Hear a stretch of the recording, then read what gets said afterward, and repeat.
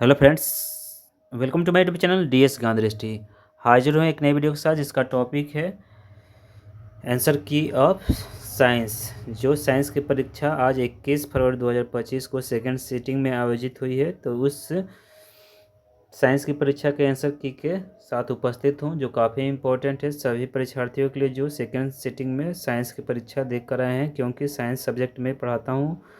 तो इसलिए आप इस वीडियो में आप जो भी प्रश्न का आंसर देख रहे हैं तो आप मिला सकते हैं कि आपके कितने क्वेश्चन सही हुए, कितने गलत हुए हैं। जो मैंने क्वेश्चन गेस किए थे 2-3 वीडियो में, उसमें से काफ़ी क्वेश्चन आए हैं। तो यदि आप मेरे वीडियो को आप देखे होंगे तो आपको मालूम हुआ कि उस वीडियो से काफ़ी क्वेश्चन आए हैं आपके परीक्षा में। तो स्टार्ट करते हैं इस वीडियो को और जानते हैं आज का पहला प्रश्न। जो ये सेट है वो सेट का नाम है क्वेश्चन बुकलेट सेट कोड, जिसका बी है। साइंस कंपलसरी सब्जेक्ट है जिसमें 80 नंबर की परीक्षा होती है, 20 नंबर प्रैक्टिकल होता है, जिसमें 80 नंबर में 40 नंबर ऑब्जेक्टिव के होते हैं। इसमें 80 क्वेश्चन में से कोई भी आपको 40 प्रश्नों के सही जवाब देने होते हैं और 40 नंबर सब्जेक्टिव क्वेश्चन होते हैं। तो आज का जो पहला प्रश्न है इस सेट का प्रश्न है कि विरंजक चूर्ण, जिसे इंग्लिश में ब्लीचिंग पाउडर भी कहते हैं, का रासायनिक सूत्र है। ऑप्शन से CaO, option B CaCl2, option B CaOCl और ऑप्शन डी CaOCl2। तो विरंजक चूर्ण का सही रासायनिक सूत्र जो होता है वो ऑप्शन डी हो जाएगा, CaOCl2। सही जवाब ऑप्शन डी CaOCl2। प्रश्न संख्या 2 है अम्ल राज, जिससे इंग्लिश में एक्वा कहते हैं, में HCl यानी हाइड्रोक्लोरिक अम्ल और HNO3 यानी नाइट्रिक अम्ल का अनुपात होता है। ऑप्शन से 2:2, ऑप्शन बी 1:2, ऑप्शन सी 1:3 और ऑप्शन डी 3:1। तो प्रश्न संख्या 2 काफ़ी इंपॉर्टेंट है। एक्वा, इसी में सोना और चांदी को जैसी कठोर धातुओं को घुलाया जा सकता है। तो सही जवाब जो होगा वो ऑप्शन डी हो जाएगा। HCl और HN3 का जो अनुपात होता है 3:1 होता है। प्रश्न संख्या 3 है कि PbHNO3 किस प्रकार का लवण है। ऑप्शन से सामान्य लवण है, ऑप्शन बी मिश्रित लवण है, ऑप्शन सी अम्लीय लवण है और ऑप्शन डी क्षारीय लवण है। तो प्रश्न संख्या 3 का सही जवाब ऑप्शन डी हो जाएगा, क्षारीय लवण है ये।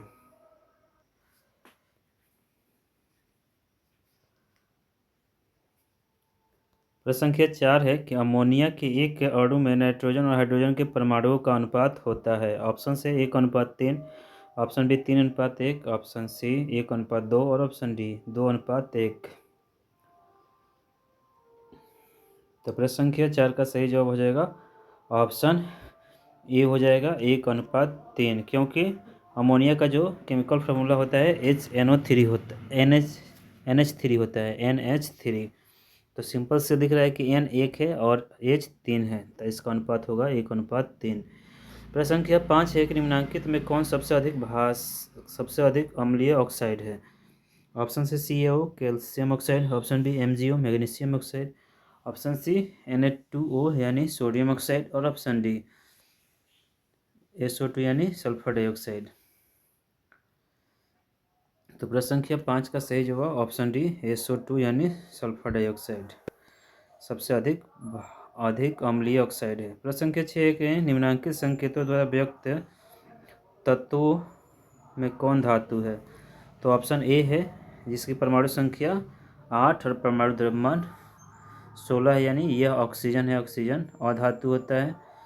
ऑप्शन बी है, जिसकी परमाणु संख्या 9 यानी फ्लोरीन की बात हो रही है, तो फ्लोरीन भी अधातु होता है। ऑप्शन सी है सी, जिसकी परमाणु संख्या 12 है, यानी 12 मैग्नीशियम जो धातु है। तो सही जवाब हो जाएगा ऑप्शन सी।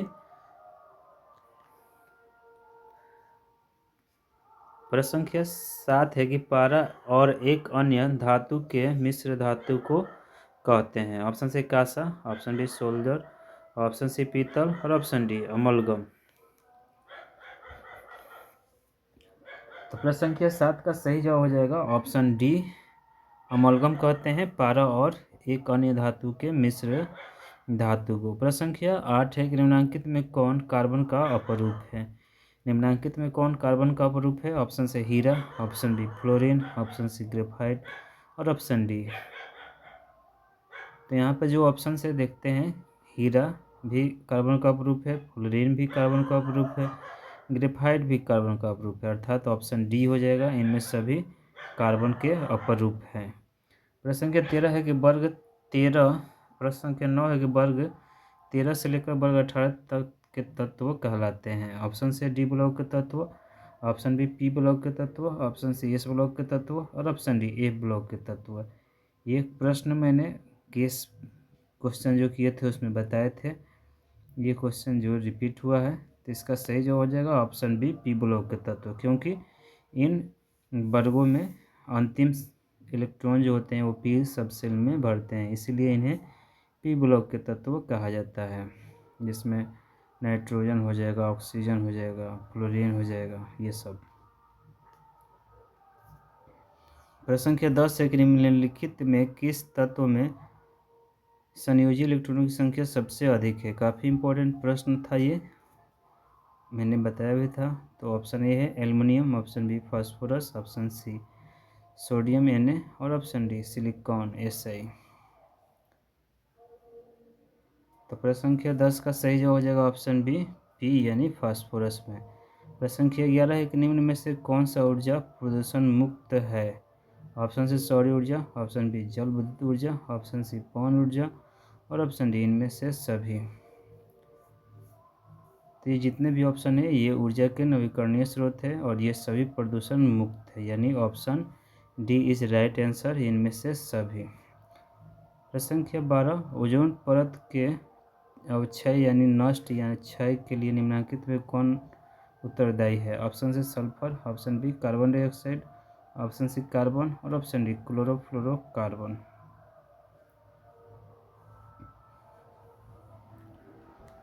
तो प्रश्न संख्या 12 का सही जवाब हो जाएगा ऑप्शन डी हो जाएगा क्लोरोफ्लोरोकार्बन। सही जवाब ऑप्शन डी क्लोरोफ्लोरोकार्बन CFC। प्रश्न संख्या 13 है कि आहर और पैन किस राज्य की जल संचयन व्यवस्था है। ऑप्शन से Bihar, option B Uttar Pradesh, option C Maharashtra और ऑप्शन डी मध्य प्रदेश।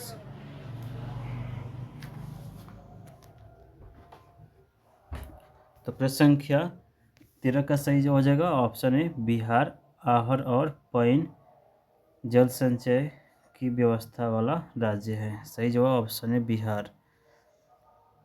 प्रश्न संख्या 14 है कि निम्नलिखित में कौन प्राकृतिक संसाधन है। ऑप्शन से मृदा सॉइल, ऑप्शन बी जल वाटर, ऑप्शन सी वायु एयर और ऑप्शन डी इनमें सभी ऑल ऑफ दिस।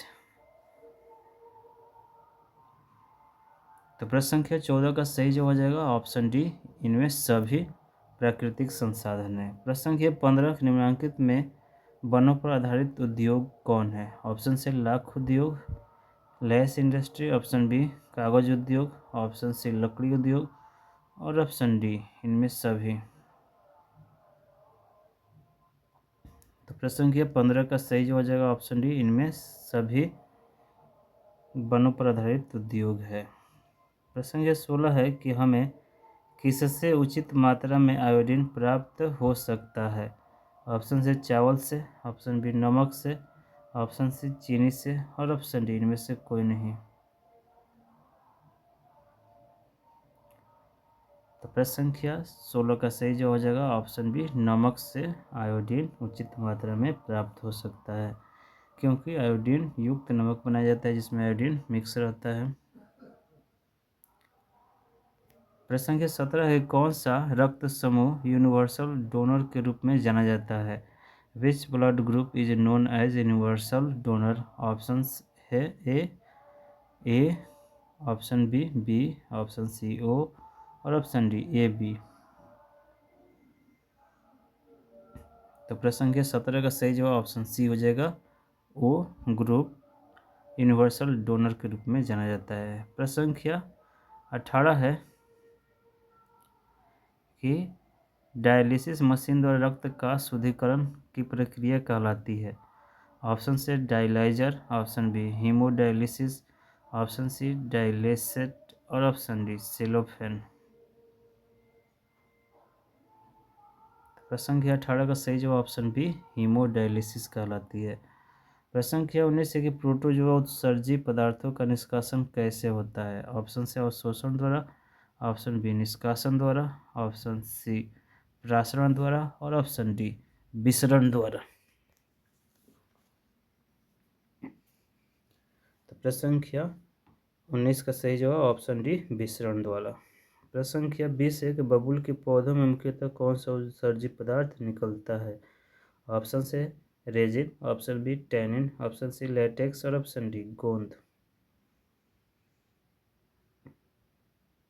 तो प्रश्न संख्या 20 का सही जवाब वैसे ऑप्शन डी होगा, लेकिन टैनिन भी निकलता है, यानी ऑप्शन बी भी हो सकता है।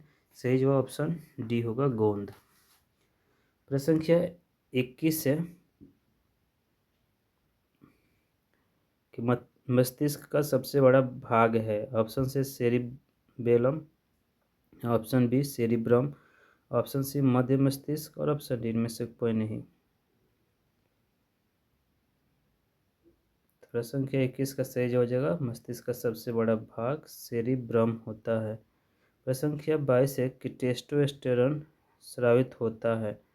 ऑप्शन से अंडाशय से, ऑप्शन बी वृषण से, ऑप्शन सी वृक्क से और ऑप्शन डी इनमें से कोई नहीं। तो टेस्टोस्टेरोन नर हार्मोन है जो मुख्य रूप से वृषण से स्रावित होता है। सही जो हो जाएगा ऑप्शन बी वृषण से। प्रश्न संख्या 23 है कि वह हार्मोन जो पौधों में कोशिका विभाजन को रोकता है कहलाता है। ऑप्शन से auxin, option B ethylene, option C cytokinin और ऑप्शन डी एबिसिक एसिड। प्रश्न संख्या 23 का सही जवाब हो जाएगा ऑप्शन है ऑक्सिन। प्रश्न संख्या 24 है कि पुष्प का नर जननांग कहलाता है। ऑप्शन से ज्यांग, ऑप्शन बी पंखुड़ी, ऑप्शन सी पुंकेसर और ऑप्शन डी इनमें से कोई नहीं। तो प्रश्न संख्या 24 का सही जवाब हो जाएगा पुष्प का नर जननांग पुंकेसर कहलाता है।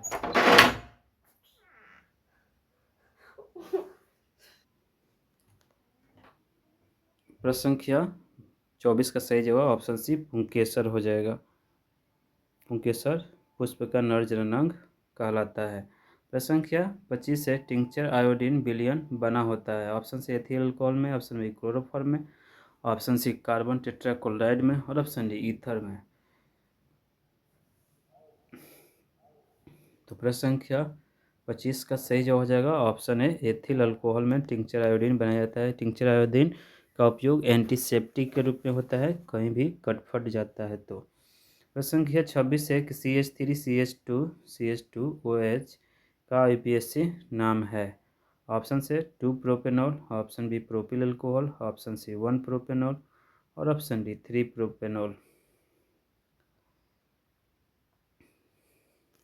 तो प्रश्न संख्या 26 का सही जवाब ऑप्शन सी हो जाएगा 1 प्रोपेनॉल। प्रश्न संख्या 27 है निम्नलिखित में कौन कमरे के ताप पर द्रव है। ऑप्शन से ethanol, option B methane, option C ethane और ऑप्शन डी एथाइन। तो सही जवाब होगा ऑप्शन ए एथेनॉल, जिसे इथाइल अल्कोहल भी कहते हैं, बाकी सब गैस होते हैं।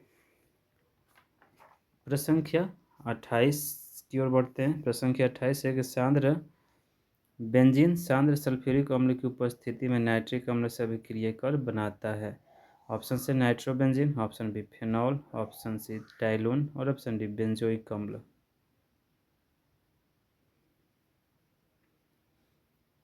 तो सही जवाब हो जाएगा ऑप्शन डी नाइट्रोबेंजीन बनाता है। प्रश्न संख्या 29 है निम्न में कौन यौगिक ईंधन के रूप में इस्तेमाल किया जा सकता है। ऑप्शन से ethanol, option B propanol, option C ethanoic अम्ल और ऑप्शन डी इनमें से सभी। तो प्रश्न संख्या 29 का सही जवाब हो जाएगा ऑप्शन ए एथेनॉल। प्रश्न संख्या 30 है कि निम्न में कौन सा समूह डुब्रेनर त्रिक बनाता है। डुब्रेनर एक साइंटिस्ट है जिन्होंने बताया था उस समय जितने भी तत्व खोजे गए थे कि यदि तीन तत्वों के परमाणु भारों को जोड़ा जाए तो बीच वाले तत्वों का परमाणु भार और तीनों तत्वों का औसत बराबर होता है। तो इस प्रश्न के ऑप्शन से नाइट्रोजन, फास्फोरस और arsenic, option B fluorine, chlorine और bromine, option C calcium, strontium और बेरियम बेरियम। और ऑप्शन डी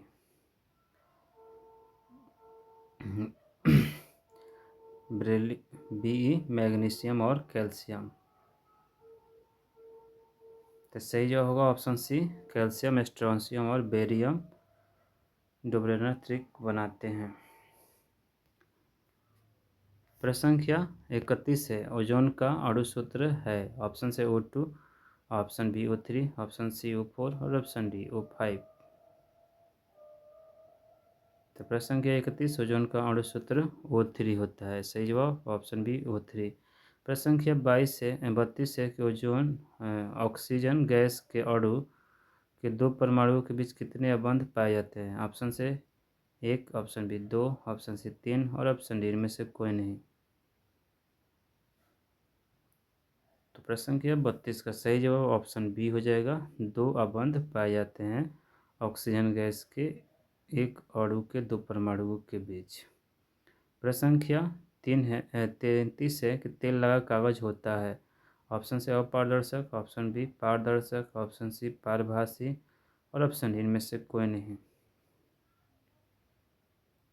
तो तेल लगा हुआ कागज या घिसा हुआ कागज पारभासी होता है। सही जवाब ऑप्शन सी हो जाएगा। प्रश्न संख्या 34 है कि सूर्य से आने वाला प्रकाश पुंज निम्न में से कौन है। ऑप्शन से अभिसरित प्रकाश पुंज, ऑप्शन बी समानांतर प्रकाश पुंज, ऑप्शन सी अपसरित प्रकाश पुंज और ऑप्शन डी इनमें से सभी। तो प्रश्न संख्या 34 का सही जो हो जाएगा ऑप्शन बी हो जाएगा, समानांतर किरण पुंज है सूर्य से आने वाला प्रकाश पुंज। प्रश्न संख्या 35 से निम्नलिखित में कौन उत्तल दर्पण में बना काल्पनिक प्रतिबिंब होता है।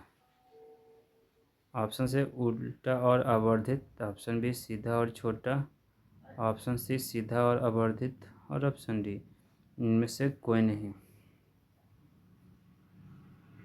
तो प्रश्न संख्या 35 का सही जवाब ऑप्शन बी हो जाएगा, सीधा और छोटा होता है उत्तल दर्पण में बना प्रतिबिंब।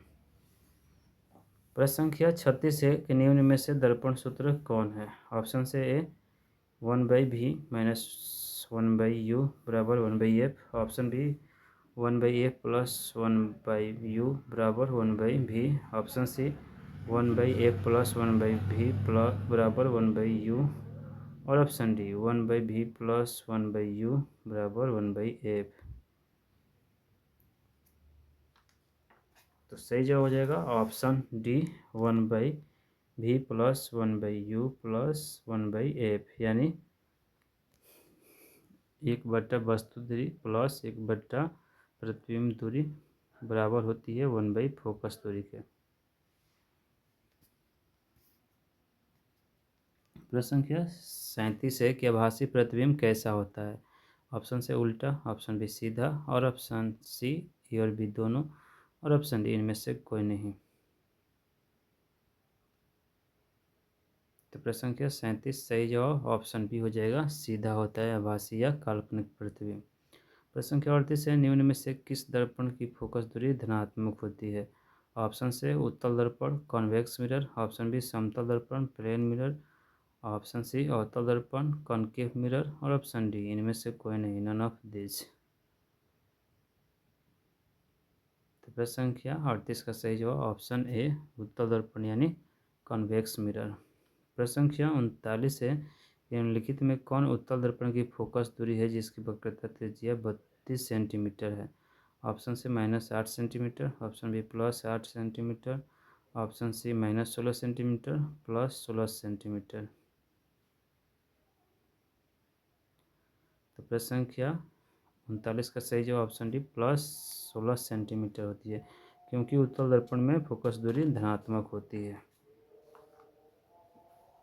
और वक्रता त्रिज्या की आधी होती है फोकस दूरी। तो सही जवाब ऑप्शन डी होगा, +16 सेंटीमीटर। प्रश्न संख्या 40 है कि निम्नलिखित प्रश्न संख्या 40 है कि निम्न में से आवर्धक शीशा मैग्नीफाइंग ग्लास कौन है। ऑप्शन से अवतल दर्पण, ऑप्शन बी अवतल लेंस, ऑप्शन सी उत्तल लेंस और ऑप्शन डी में से कोई नहीं। तो सही जवाब ऑप्शन सी हो जाएगा, उत्तल लेंस को आवर्धक शीशा या मैग्नीफाइंग ग्लास भी कहते हैं। प्रश्न संख्या 41 है कि निम्न में से कौन मनुष्य के आहार नाल के एक औषधि अंग है? ऑप्शन से appendix, option B colon, option C caecum और ऑप्शन डी रेक्टम। तो प्रश्न संख्या 41 का सही जवाब हो जाएगा ऑप्शन ए अपेंडिक्स। प्रश्न संख्या 42 है शाकाहारी जीवों में छोटी आंत की लंबाई होती है? ऑप्शन से छोटी, ऑप्शन बी मध्यम, ऑप्शन सी अधिक लंबी और ऑप्शन डी इनमें से कोई नहीं। तो प्रश्न संख्या 42 का सही जवाब ऑप्शन सी हो जाएगा, शाकाहारी जीवों में छोटी आंत की लंबाई अधिक लंबी होती है। प्रश्न संख्या 43 है कि छोटी आंत में पूर्ण रूप से पचा भोजन कहलाता है? ऑप्शन से काइम, ऑप्शन बी चाइल, ऑप्शन सी काइलोमाइक्रॉन और ऑप्शन डी इनमें से कोई नहीं।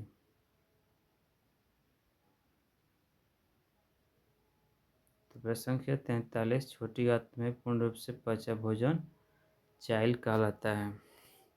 प्रश्न संख्या 44 है कि मूल रोमों के द्वारा जल का अवशोषण किस विधि द्वारा होता है? ऑप्शन से स्थानांतरण, ऑप्शन बी विसरण, ऑप्शन सी प्रासरण और ऑप्शन डी ए और बी दोनों। तो प्रश्न संख्या 44 का सही जवाब हो जाएगा ऑप्शन सी प्रासरण यानी ओस्मोसिस।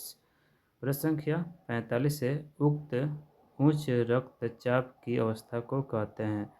ऑप्शन से पक्षाघात, option B hypotension, option C hypertension और ऑप्शन डी इनमें से कोई नहीं। तो प्रश्न संख्या 45 का सही जवाब हो जाएगा ऑप्शन सी हाइपरटेंशन कहते हैं उच्च रक्तचाप की अवस्था को। प्रश्न संख्या 46 है तिल चट्टा में कितने जोड़े श्वास रंध्र पाए जाते हैं? ऑप्शन से 2, ऑप्शन बी 6, ऑप्शन सी 8 और ऑप्शन डी 10।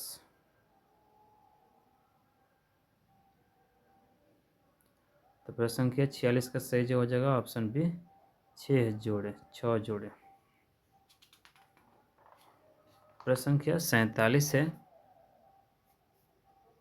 कि हृदय में रक्त का प्रवाह होता है? ऑप्शन से बाएं एलिन से बाएं नीले में, ऑप्शन बी दाएं एलिन से दाएं नीले में, ऑप्शन सी दाएं एलिन से बाएं नीले में और ऑप्शन डी ए और बी दोनों।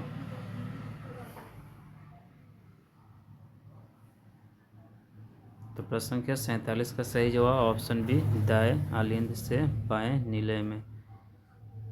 प्रश्न संख्या 48, ये भी क्वेश्चन मैंने गेस जो किए थे क्वेश्चन उसमें बताया था कि रक्त है। ऑप्शन से तंत्रिका ऊतक, ऑप्शन बी एपिथेलियम ऊतक, ऑप्शन सी संयोजी ऊतक और ऑप्शन डी पेशी ऊतक।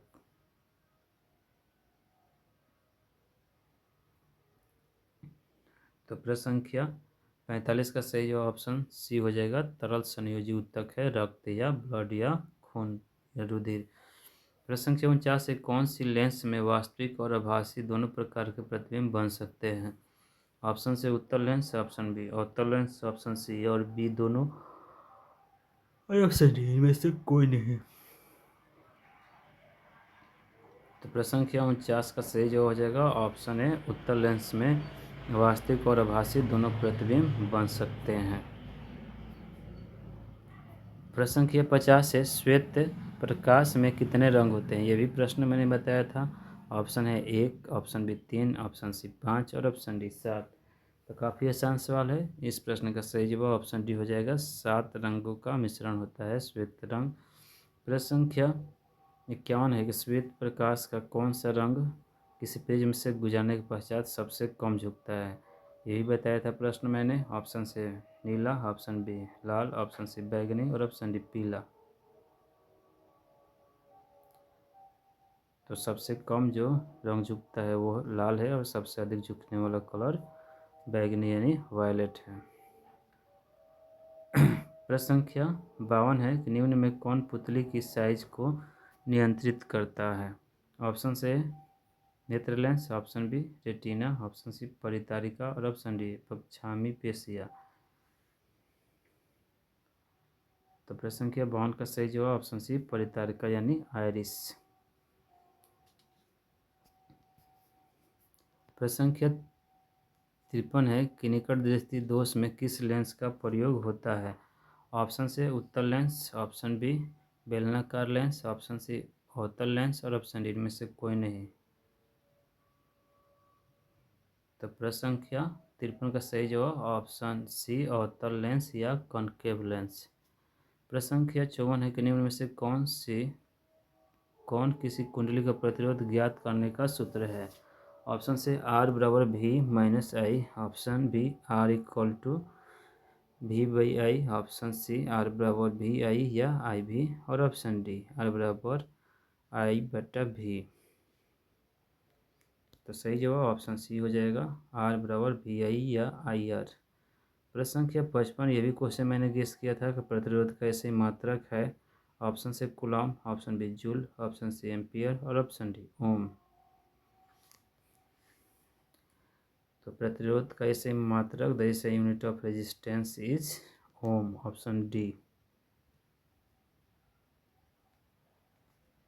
प्रश्न संख्या 56 है कि निम्न में कौन विद्युत ऊर्जा का व्यापारिक मात्रक है। यह भी क्वेश्चन मैंने गेस किया था। ऑप्शन से वाट प्रति घंटा, option B unit, option C watt और ऑप्शन डी इनमें से कोई नहीं।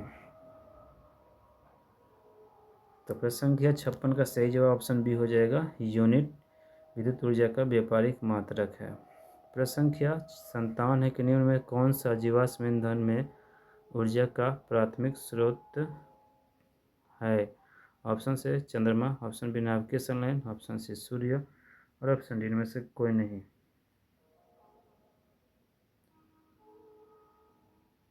तो प्रश्न संख्या 57 का सही जवाब ऑप्शन सी सूर्य।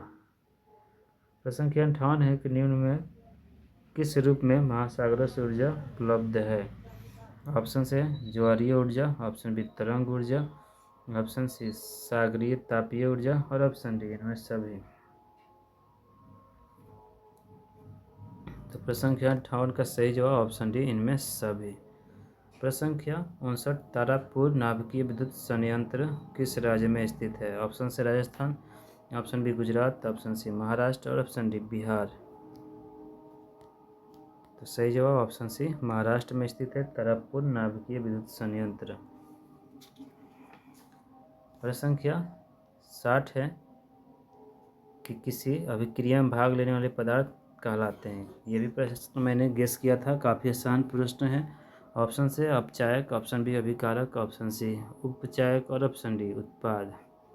तो रासायनिक अभिक्रियाओं में भाग लेने वाले पदार्थ अभिकारक रिएक्टेंट कहलाते हैं, जबकि रासायनिक अभिक्रियाओं के फलस्वरूप बने पदार्थ उत्पाद यानी प्रोडक्ट कहलाते हैं। प्रश्न संख्या 61 है कि वह अभिक्रिया जिसमें उत्पाद के बनने के साथ साथ ऊष्मा भी उत्पन्न होती है कहलाती है।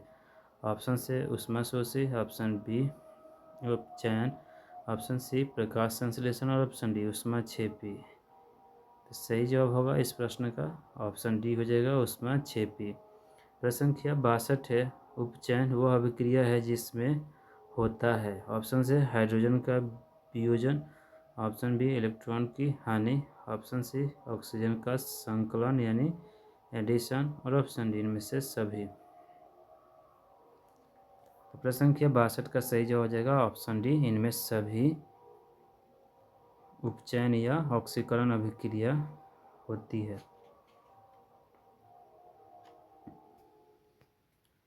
प्रश्न संख्या 63 है, निम्नलिखित में संश्लेषित सूचक कौन है। ऑप्शन से हल्दी, ऑप्शन बी लिटमस पत्र, ऑप्शन सी मेथिल ऑरेंज और ऑप्शन डी लाल पत्ता गोभी।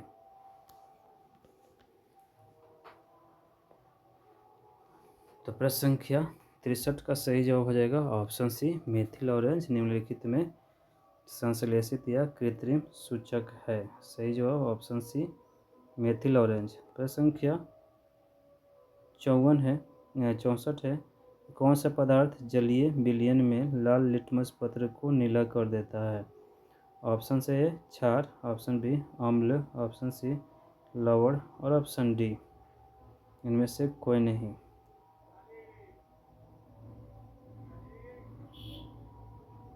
तो प्रश्न संख्या 64 का सही जवाब हो जाएगा ऑप्शन ए क्षार, लाल लिटमस पत्र को नीला कर देता है, जबकि अम्ल नीला लिटमस पत्र को लाल कर देता है। प्रश्न संख्या 65 है कि हार्मोन जो किशोरों में यौन अवस्था के लक्षणों को नियंत्रित करता है वह है ऑप्शन से thyroxine, option B oestrogen, option B testosterone और ऑप्शन डी इनमें से कोई नहीं। तो प्रश्न संख्या 65 का सही जवाब ऑप्शन सी टेस्टोस्टेरोन। प्रश्न संख्या 66 है कि सुरक्षित गर्भपात भ्रूण की किस अवस्था में होता है? ऑप्शन से ब्लास्टूला, ऑप्शन बी अंग निर्माण, ऑप्शन सी परिपक्व भ्रूण और ऑप्शन डी इनमें से कोई नहीं। तो प्रश्न संख्या 66 का सही जवाब ऑप्शन है ब्लास्टूला। प्रश्न संख्या 67 है 67 के निम्न में कृत्रिम पारिस्थितिकी तंत्र कौन है? ऑप्शन से पार्क, ऑप्शन बी जल जीवशाला, ऑप्शन सी फुलवारी और ऑप्शन डी इनमें से सभी।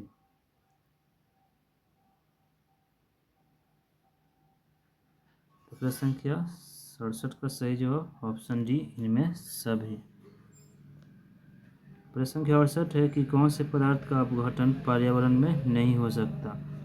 ऑप्शन से सूखे पत्ते, ऑप्शन बी भोजन, ऑप्शन सी मृत जीव और ऑप्शन डी प्लास्टिक।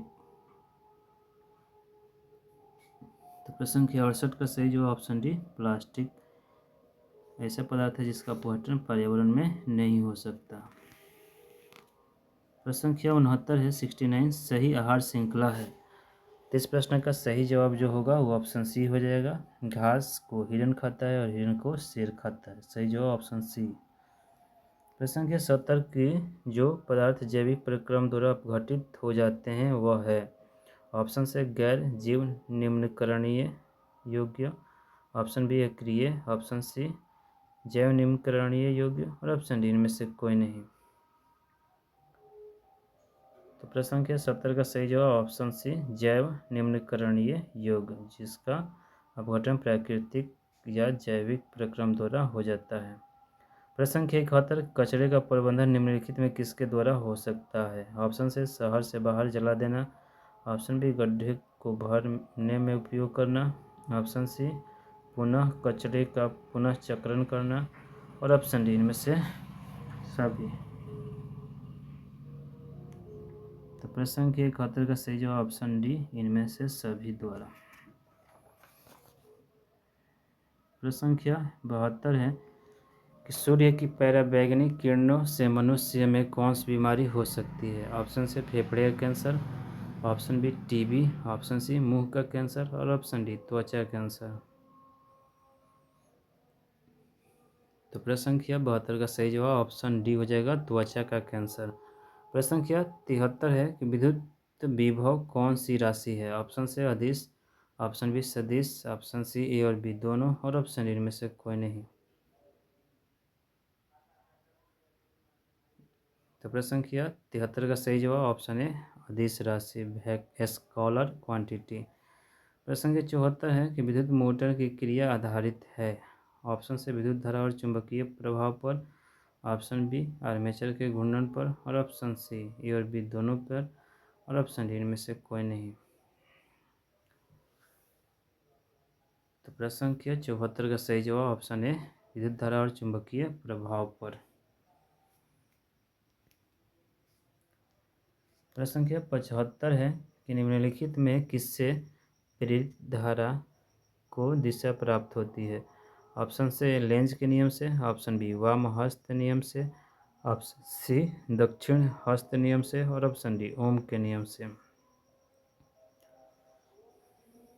तो प्रश्न संख्या 75 का सही जवाब ऑप्शन सी दक्षिण हस्त नियम से।